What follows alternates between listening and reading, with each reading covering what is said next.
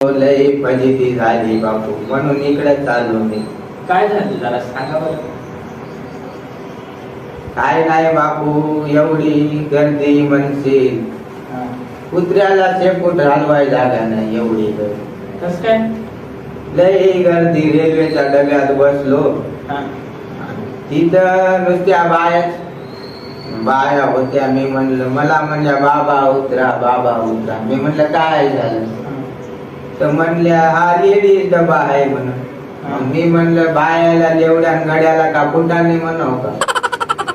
उठवा म्हणल्या. मी उतरलो खाली. खाली उतरलो की बाया मुंबईच्या इतकालेच केस, एवढे केस. मग मी म्हणलं बाबा हे कोणची स्टाईल आहे, कोणचा कट आहे म्हणजे. तर ते म्हणले हे बाप कट आहे म्हणून. मी म्हणलं बाप कट?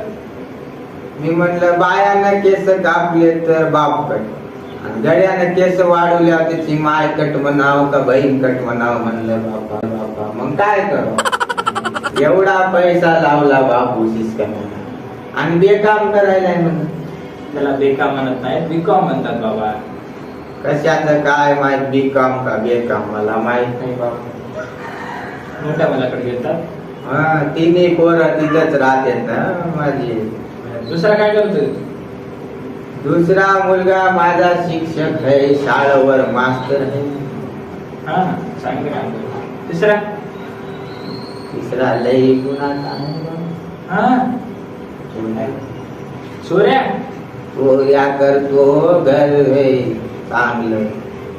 दोन्ही लेकराला ते सांभाळते. चोऱ्या काम करतो, त्याला दुसरं काम नाही. दुसरं काय काम करायचं? काल एकाची गाडी आणली, माग पंखा आणला, उन्हाळ्यात फ्रीज आणलं, कूलर आणलं, हा. आणि काही का कर आपण धकायलं ना.